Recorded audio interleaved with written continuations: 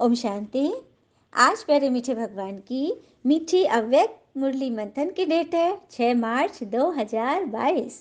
तो आज भगवान ने हमें बताया है कि सारे खेल का आधार लाइट और बिंदु है। सारे खेल का, ये सृष्टि का जो नाटक का ये जो खेल चल रहा है ना, इसका आधार है लाइट और बिंदु। और ये विशेष वाणी चली है शिव जयंती के अवसर पर। अभी अभी हम सब ने शिवरात्रि मनाई ना, महाशिवरात्रि। तो भगवान बहुत अच्छी रीति इसको क्लियर कर रहे हैं। तो आज त्रिमूर्ति शिव बाबा हर एक बच्चे के मस्तक पर 3 तिलक देख रहे हैं। सभी बच्चे दिल के उमंग उत्साह से त्रिमूर्ति शिव जयंती मनाने आए हैं। तो त्रिमूर्ति शिव बाबा अर्थात ज्योतिर्बिंदु भगवान बच्चों के मस्तक पर 3 बिंदियों का तिलक देख हर्षित हो रहे हैं। यह तिलक सारे ज्ञान का सार है। कौन से हैं ये तिलक? तो पहला है परमात्मा, दूसरा है आत्मा और तीसरा ड्रामा अर्थात उनकी ये सृष्टि चक्र की रचना। तो आज का यादगार दिवस भी शिव अर्थात बिंदु का है। तो बाबा भी बिंदु और आत्मा भी बिंदु और ये रचना ड्रामा भी बिंदु। तो 3 बिंदुओं के मिलन का यह संगम है। फिर बाबा कह रहे हैं, मैं सिर्फ बिंदु नहीं हूं, मैं ज्योतिर्बिंदु हूं। रचना भी ज्योतिर्बिंदु है, आप भी हीरो पाठधारी भी ज्योतिर्बिंदु हो, न कि सिर्फ बिंदु हो। भगवान हम बच्चों को भी कह रहे, आप भी हीरो पाठधारी हो इस वर्ल्ड ड्रामा में, तो आप भी ज्योतिर्बिंदु हो। और सारा खेल भी देखो, जो भी कार्य करते हो उसका आधार क्या है? लाइट। आज संसार में अगर लाइट फेल हो जाए तो 1 सेकंड में संसार संसार नहीं लगेगा। जो भी सुख के साधन है उन सब का आधार क्या है? लाइट, बिजली। बिजली नहीं होगी तो हमें जीवन कैसा लगेगा? हाँ, बिल्कुल लगेगा कि हम तो एकदम स्टोन एज में चले गए, डार्क एज में। तो ये बाबा कह रहे हैं। और यहाँ आत्मा की लाइट की बात है। आत्मा की लाइट भी जब नहीं रहेगी तो ये शरीर भी अंधकार में रहेगा। मन बुद्धि से हम अंधकार में रहेंगे, परेशानियों में रहेंगे, तनाव में घिरे रहेंगे, डर में रहेंगे। उसी से बचाने के लिए भगवान हमें ज्ञान की लाइट और माइट दे रहे हैं। कि बाबा बोल रहे हैं कि सभी बच्चों के उत्साह का उत्सव मैं देख रहा हूँ। तो सेवा करना उत्साह अर्थात उत्साह से उत्सव मनाना। सेवा को बाबा ने आज उत्सव की संज्ञा दी है। जितनी बड़ी सेवा करते हो सोच लो उतना बड़ा उत्सव मनाते हो। तो सेवा क्यों करते हो? आत्माओं में भगवान के परिचय द्वारा उमंग उत्साह बढ़ाने के लिए ना। जब सेवा के प्लान बनाते हो तो यही उत्साह रहता है ना कि जल्दी से जल्दी सभी वंचित आत्माओं को भगवान से मिलन बना दे, भगवान से वर्षा दिलाए, आत्माओं को खुशी की झलक का अनुभव कराए। अभी किसी भी आत्मा को देखते हो, चाहे आज के संसार में कोई कितना भी बड़ा वीआईपी हो, हर एक आत्मा के प्रति देखते ही आपके मन में पहला संकल्प क्या उठता है? चाहे कोई प्राइम मिनिस्टर हो, चाहे राजा हो, हम उसके पैसे को नहीं देखते, उसके पद को नहीं देखते। हमारे अंदर क्या शुभ भावना चलती है? भगवान, देखिए ना, ये आपका कितना बड़ा बच्चा है, इसके मन में भी ईश्वर प्रति लगन जग जाए, इसको भगवान का परिचय मिल जाए, तो इसकी आवाज़ से कितनी आवाज़ बुलंद होगी। तो उठी ना शुभ भावना आपके अंदर। तो आपकी शुभ भावना से उस आत्मा की भी भावना का फल मिल जाएगा उसे। कितनी बड़ी बात है। हमारी शुभ भावना से उस आत्मा के अंदर भी जो भावना है उसका फल मिलेगा उसको। उसी तरह से जब आप परिवार में हो, कहीं भी हो, संबंध संपर्क में, आप सबके लिए शुभ भावना रखते हो तो उनकी भी जो भावना है ना, उन्हें उनका भी फल मिलेगा। यह है आपकी शुभ भावना का फल। संकल्प से सृष्टि रचते हैं ना, संकल्प से सृष्टि। तो आपने संकल्प किया, शुभ भावना किया, तो उसका फल तो निकलेगा ही निकलेगा। तो आपसे जुड़ी हुई जितनी भी आत्माएं हैं सबका कल्याण होगा, बाबा ने आज बता दिया। फिर बाबा कह रहे हैं कि थोड़े समय के लिए आपके शुभ संकल्प की भावना के फल में उन्हों को भी फल मिल गया। तो कैसी भी आत्मा हो, लेकिन थोड़े समय के लिए उत्साह में तो आ जाते हैं ना। सेवा का अर्थ क्या हुआ? उत्सव मनाना अर्थात उत्साह में लाना। तो कैसी सेवा करनी हमें? हमें तो कोई उत्सव मनाना है और दूसरों को भी उत्साह में लाना। कोई भी चाहे स्थूल कर्म करते हो, चाहे वाणी द्वारा, चाहे संकल्प, हर एक कर्म में उत्साह हो, थकावट नहीं महसूस होगी, बोझ नहीं लगेगा, माथा भारी नहीं होगा, दिल शिकस्ती नहीं होगी। यदि कोई भी काम सेवा समझ कर करेंगे तो हम कभी भी फंसेंगे नहीं। माथा भारी नहीं होगा, थकावट नहीं होगी। जब समझते हैं कि मुझे तो करना ही है, कोई तो नहीं करता है, मैं ही क्यों करूं, सारा दिन मुझे ही रहना पड़ता है, तो वहां बोझ की फीलिंग है। आप सेवा समझ कर करो और ईश्वर की याद से करो। तो बस आपके लिए हर समय उत्सव है। तो उत्सव का अर्थ क्या होता है? खाओ पियो मौज करो। हम्म। तो आप ब्राह्मणों का इस संगम का एक एक सेकंड, एक एक घड़ी उत्सव है। हर कर्म ही आपके उत्सव है। उत्सव मनाने में कभी थकावट होती है क्या? दुनिया में भी कोई पर्व त्योहार आता है या फिर कोई वेकेशन होता है, छुट्टियां होती है, तो मनोरंजन के लिए जाते हैं ना बाहर बाहर घूमने। पर्व त्योहार में भी कितना मौज से बैठते हैं, रात रात भर बैठ जाते हैं। तो उमंग होता है तभी तो वैसे ही समझो कि कोई एक दिन हमारा उमंग नहीं होना चाहिए, एक दिन हम मनोरंजन नहीं करें, सारा जीवन हमारा मनोरंजन बन जाए। तो इस उत्साह में रहो तो क्या बात है। फिर बाबा बोले ऐसा थोड़ी है क्योंकि परिस्थिति अगर दिखाई दे तो आपकी उत्साह कम हो जाए। तो परिस्थिति मजबूत हो गई ना। तो उत्साह रहेगा तो परिस्थिति आएगी वार करने, लेकिन आपके ऊपर बलिहार जाएगी, समझ जाएगी कह रहे ये तो ईश्वरीय ज्ञान में है, उमंग उत्साह में है, तो चलो आगे दरवाजा खटखटाते हैं। यहाँ पर तो हमारी दाल गलने वाली नहीं है। कहते भी है ना कि अगर हम खुद को एक शरीर समझ लेते हैं, मात्र एक शरीर समझते हैं, तो हमारा सारा जीवन सिर्फ रोटी कपड़ा मकान के चक्र में ही सिमट कर रह जाता है। और अगर हम खुद को इस शरीर को चलाने वाली क्या समझ लेते हैं? मशीन समझ लेते हैं। अपने शरीर को एक इन सब चीज़ों को पूरा करने वाली एक मशीन समझ ली, तो मशीन का जीवन क्या होता है? मशीनी जीवन कहते भी लोग, मेरा तो जीवन मशीन ही हो गया है, मशीन जैसा, बस मुझे चलते रहना है चलते रहना है। कभी अपने लिए भी तो सोचो। तभी तो भगवान अपने लिए माने अपनी आत्मा के लिए, आत्मा के कल्याण के लिए परमात्मा आ गए हैं। सब कुछ करो, रोटी कपड़ा मकान सब देखना, ये सब भी जरूरी है, लेकिन सबसे पहले अपने गाड़ी के ड्राइवर की देखभाल करो। यदि आप किसी गाड़ी में जा रहे हो, लॉन्ग ड्राइव में जाना है, तो उस ड्राइवर को खाना पीना कोई व्यसन न हो, उसके स्किल अच्छे हो, लाइसेंस बढ़िया हो, सारे कागज पत्तर सब रख के हम उस गाड़ी में चलेंगे ना। यदि ड्राइवर को पीने खाने की आदत हो, पी करके गाड़ी चला रहा है, तो क्या होगा? हमारी गाड़ी चल पाएगी? बिल्कुल नहीं। इसीलिए उसकी चेकिंग। तो ये आत्मा हमारे शरीर का ड्राइवर है, इसकी संभाल के लिए परमात्मा आ चुके हैं, उसका मैकेनिक आ गया है, जो हमें बता रहा है कि सब कुछ करो लेकिन खुश रहकर करो, उमंग उत्साह से करो। जनरली क्या होता है, हम खुशी के लिए काम करते हैं, पैसा कमा रहे हैं ताकि जीवन में मुझे खुशी मिले। हाँ, अभी तो हम दुख में है ना, चिंता में है, परेशानी में है, थकावट में है, विनाशी चीज़ें कमा रहे हैं, तो वो बचत नहीं होगा, जमा नहीं होगा, क्योंकि हम खुश होकर नहीं कर रहे हैं। अपनी आत्मा की कमाई जमा करके करोगे ना, तो उसमें चार चांद लग जाएंगे, सफलता हमारे गले का हार बन जाएगी। और हिम्मत उल्लास जो है वो धूल से भी धन बना देगा। हिम्मत उल्लास से उत्साह से कोई कर्म करेंगे तो धूल से भी धन निकलेगा, और नहीं तो धन भी धूल बन जाएगा। तो चॉइस हमारी है कि हमें क्या करना है। ये बाबा कहते अच्छी लगन से सेवा के प्लान्स बना रहे हो, संस्कारों को मिलाना अर्थात संपूर्णता को समीप लाना, और समय को समीप लाना, संस्कारों का मिलाना। हम सब ने गोप गोपिकाएं का दृश्य देखा है ना, श्री कृष्ण के साथ सभी रास रचाती थी, और हर एक गोपिका के साथ श्री कृष्ण होते थे।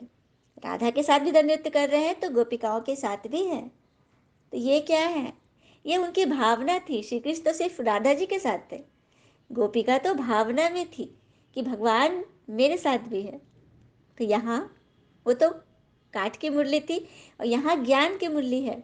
ज्ञान की मुरली के हम सभी छात्र गोप गोपिकाएं ही तो हैं।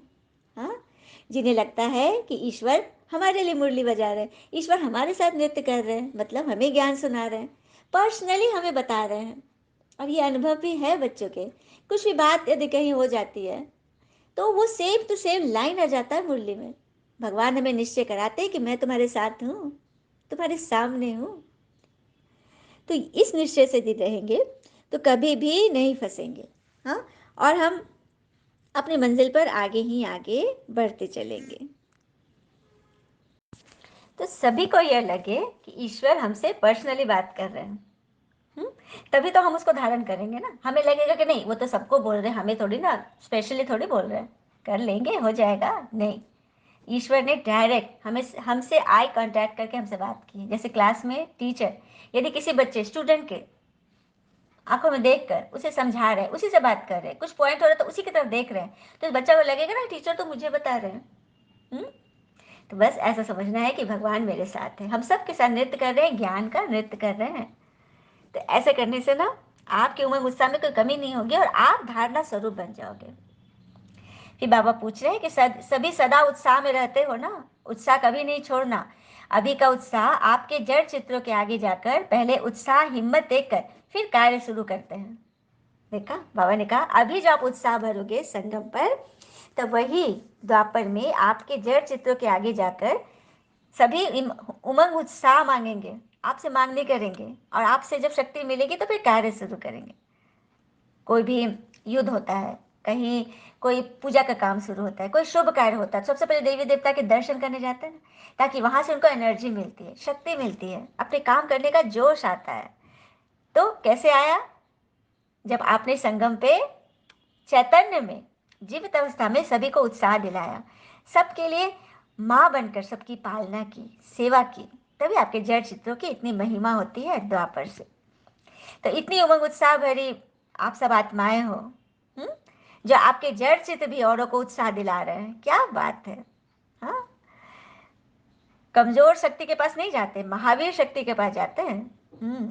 फिर बाबा ने सभी बच्चों को कहा, सदा दिल में बाबा की प्रत्यक्षता का झंडा लहराने वाले, सदा विश्व में भगवान की प्रत्यक्षता का महत्व बताने वाले, हीरे तुल्य भगवान की जयंती, सो बच्चों की जयंती की सभी को बाबा मुबारक दे रहे हैं। हम बच्चे भी बाबा को बहुत बहुत शुक्रिया कह रहे हैं। फिर बाबा कह रहे हैं कि सबसे बड़े से बड़ा नशा बच्चों को सदा यही रहता है कि दुनिया बाबा को याद करती है, दुनिया भगवान को याद करती है, लेकिन भगवान किसको याद करता है? हम बच्चों को वही कहानी है हनुमान जी वाली, याद है सभी को। एक बार नारद जी टहलते हुए भगवान के पास पहुंचे तो देखा कि भगवान जी बहुत बड़े से रजिस्टर में कुछ देख रहे हैं। तो नारद जी को उत्सुकता जगी, तो उन्होंने पूछा कि क्या देख रहे हैं प्रभु? तो बोले मैं इसमें उनके नाम देख रहा हूँ जो मुझे याद करते हैं। तो नारद जी को लगा कि देखूं जरा। तो उसने लिस्ट में जब देखा नजर, तो सबसे पहले नारद जी का नाम था, क्योंकि हमेशा उनके मुख में क्या होता है? नारायण नारायण, हमेशा ईश्वर की याद में। कुछ दिन और बीत गए, फिर एक दिन नारद जी उधर टहलते उधर आए तो देखा कि भगवान जी छोटी सी डायरी में कुछ लिख रहे हैं। तो नारद जी को फिर उत्सुकता जगी, बोला क्या कर रहे हैं भगवान आज? तो बोले आज मैं उन बच्चों के नाम लिख रहा हूँ जिन्हें जिन्हें मैं याद करता हूँ। तो नारद जी को लगा इसमें भी मेरा नाम होगा, लेकिन उसमें सबसे पहले नाम था हनुमान जी का, क्योंकि हनुमान जी को भगवान याद करते, क्योंकि वो सच्चे सेवाधारी थे ना, और कितने निरंकारी थे, कितने निर्माणचित थे, सब कुछ किया। रावण युद्ध में सारा क्रेडिट अगर जाना चाहिए तो हनुमान जी को, लेकिन उन्होंने क्या किया? बोला मैंने तो कुछ नहीं किया, मैंने तो सब राम जी की प्रेरणा से किया। तो ये होती है सच्चे सेवाधारी की निशानी, तभी तो भगवान ऐसे बच्चों को याद करते हैं। अभी बाबा ने क्या बोला? दुनिया मुझे याद करती, लेकिन मैं अपने बच्चों को याद करता हूँ जो मेरे लिए मुझे गुप्त रीति से आए हुए सबको मेरा परिचय दे रहे हैं, सबके लिए वो एकदम सेवा में जुटे हुए हैं। ऐसे बच्चों को मैं याद करता हूँ। कितनी बड़ी बात है ना। तो बाबा पूछे ये नशा रहता है कि मैं तुम्हें याद करता हूँ? कभी उड़ते, कभी चढ़ते, कभी गिरते तो नहीं हो, पीछे हटने वाले तो नहीं हो, रुकने वाले नहीं हो ना? तो स्पीड तेज करो। भगवान अपने बच्चों को सेनापति बनकर उनको हिम्मत दे रहे हैं। बाबा सभी बच्चों का खेल देखते रहते हैं, जो गिरते पड़ते हैं बाबा उनको भी उठाते हैं और कहते हैं तुम खुद भी उठो, औरों को भी उठाओ। याद करने में और पढ़ाई पढ़ने में मन नहीं भी लगे तो भी जबरदस्ती सुनते रहो, योग लगाते रहो, ठीक हो जाएंगे। सच बात है, किसी को यदि बीमारी आ गया, कोई टेंशन हो गई, कोई बहुत बड़ी समस्या आ गई, रोग शोक आ गया, हाँ बच्चे परिवार में कोई विघन आ गया, उस वक्त भी पढ़ाई नहीं छोड़ना है। नहीं तो माया क्या करेगी? सबसे पहले ये मुरली छुड़ाएगी। सबसे पहले ये सभी बच्चों के अनुभव है। जैसे किसी घर में कोई किसी को डाका डालना है, चोरों को, तो उन लोग क्या करते हैं? सबसे पहले उस घर का बिजली काट देंगे, टेलीफोन के वायर काटेंगे, सारा कनेक्शन जो बाहर से उस घर में जुड़ रहा है आ रहा है उसको कट करेंगे, ताकि वो आराम से उसमें हमला बोल सके, उन्हें परेशान कर सके। इसीलिए जब भी कोई विघन आएगा सबसे पहले मुरली छूटेगी, क्योंकि माया उसी के तार काटेगी, क्योंकि मुरली से हम परमात्मा से कनेक्शन में है, वो कनेक्शन काटेगी तभी तो वो काम करेगी। इसलिए बाबा ने क्या बोला? पढ़ाई में मन लगे नहीं लगे, मन भारी है, बातें आ रही है, रोग शोक है, फिर भी पढ़ते रहो, क्योंकि माया ट्रायल करती है, देखती है कि थोड़ी सी परिस्थिति में क्या ये किनारा कर ले रहे हैं, क्या इनमें संशय बुद्धि आ रहा है, तो माया उनको पकड़ेगी, इसलिए नियम को कभी मत छोड़ना। हम्म? फिर बाबा कह रहे हैं, बाबा देखो हमें वो पॉइंट बताते हैं ना जिस जहाँ जहाँ पे हम फंसते हैं। देखिए संसार में है तो कुछ ना कुछ बातें तो आएंगी ही, हाँ, लेकिन उससे घबराना नहीं है, हिम्मत करते आगे बढ़ना है। फिर बाबा ने कहा कुछ भी करते हो तो तीनों कालों को जान करके खुशी से करो, खुशी से करो।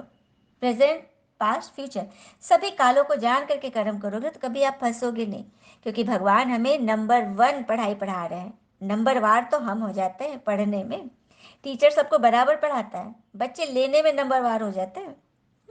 इसलिए बाबा कह रहे हैं कि मैं नंबर 1 पढ़ाई पढ़ा रहा हूँ तो तुम सब भी नंबर 1 बनो ना। हम्म। फिर बाबा कहते हैं याद करना मिस नहीं कर सकते, ऐसे पढ़ाई मिस ना हो। बाबा कहते हैं तुम लोग बच्चे मुझे याद करते हो, इस बात में तो मैं तुम्हें पूरा मार्क्स देता हूँ, लेकिन तुम लोग पढ़ाई मिस करते हो। मिस करना अर्थात नियम प्रमाण बस पढ़ लिए सुन लिए, उसको याद नहीं रखा, डायरी में नोट किया, लेकिन वो डायरी फिर कल सुबह दूसरे दिन निकलेगी नहीं। रिवीजन करते चलो, याद करते चलो, हाँ, रिवाइज करो, जीवन में उतारो, तब तो आप उसके स्वरूप बनोगे ना, आप उसको धारण करोगे। फिर जो बातें बाबा ने बताई उसका स्वरूप कैसे बनेंगे फिर? जब जीवन में उतारेंगे ही नहीं, याद ही नहीं रहेगा तो फिर उसको उतारेंगे कैसे? तो ऐसे वरदान से क्या लाभ? वरदान सुन लिया, पढ़ लिए, देख लिया, उससे वरदान फलीभूत नहीं होगा। वरदान बाबा रोज रोज मुरली में वरदान देते हैं ना, तो वरदान फलीभूत तभी होगा जब आप उसको याद रखोगे कि बाबा ने आज मुझे क्या वरदान दिया, क्या मतलब है, क्या चाह रहे हैं बाबा, किस तरह से मुझे उसके विस्तार को पढ़ करके अपने जीवन में से उतारना है, अपना जीवन बनाना है, खुद भी उत्साह में रहना है, औरों को भी उत्साह में लाना। यही है वरदान पा लेना। तो एक एक की विशेषता की लिस्ट भगवान के पास है। मेहनत नहीं करना, मोहब्बत से चलो तो खुश रहोगे, बोझ की फीलिंग नहीं आएगी। इसकी बाबा अनेक बच्चों को पद्मा पद मुबारकबाद दे रहे हैं, चारों ओर के बच्चे को बाबा बधाई दे रहे हैं और कह रहे हैं कि तुम्हें डायमंड 9 की डायमंड वर्षा से मुबारक हो। डायमंड 9 की डायमंड वर्षा से मुबारक, सभी को याद प्यार, सदा फरिश्ता बन उड़ते रहने की भगवान हमें मुबारकबाद दे रहे हैं। वरदान है अकल्याण की सीन में भी कल्याण का अनुभव कर, सदा अचल अडोल रहने वाले निश्चय बुद्धि भव। अकल्याण के सीन में भी कल्याण का अनुभव करने वाले निश्चय बुद्धि बनो। जैसे ड्रामा में अभी जो भी हो रहा है, क्योंकि यह युग ही कल्याणकारी है, तो इसमें कुछ भी अकल्याण दिख रहा है, लेकिन उसमें अकल्याण नहीं, उसमें कल्याण छिपा हुआ है। इसे कहते हैं निश्चय बुद्धि। परिस्थिति के समय ही तो हमारे निश्चय की परख होगी, टेस्ट लिया जाएगा तभी तो पता चलेगा हमने कितना पढ़ा है। निश्चय का अर्थ है संशय का नामो निशान ना हो, और कहते हैं ना निश्चय में परसेंटेज नहीं होती, निश्चय या तो होता है या नहीं होता है, कुछ भी हो जाए, लेकिन निश्चय बुद्धि कोई भी परिस्थिति में हलचल में नहीं आ सकते। हलचल में आना माना संशय बुद्धि होना, कमजोर होना। स्लोगन परमात्म प्यार के पात्र बनो तो सहज ही माया जीत बन जाएंगे। परमात्म प्यार के पात्र बनो तो सहज ही माया जीत बन जाएंगे। माया जीत बनना सभी चाहते हैं कि किसी विघ्न पे हम कैसे जीत हासिल कर ले, सफलता हमारा सदा दामन पकड़े रहे, हम कभी किसी प्रॉब्लम में न फंसे। तो उसके लिए परमात्म प्यार के पात्र बनना पड़ेगा। पात्र बनने के लिए ज्ञान का पात्र बनना पड़ेगा, ज्ञान को धारण करना पड़ेगा, ज्ञान में रमना पड़ेगा, ज्ञान को समझना पड़ेगा, ज्ञान में निश्चय करना पड़ेगा कि ये ज्ञान हमारी आत्मा के लिए स्वयं परमपिता परमात्मा शिव दे रहे हैं। इस बात के निश्चय से ही आप भगवान के बच्चा बनते और बाबा कहने के अधिकारी बन जाते हो। अच्छा, ओम शांति। शुक्र मुझे बाबा, वो बाबा के प्यारे प्यारे बच्चे। All is well that ends well. ओम शांति।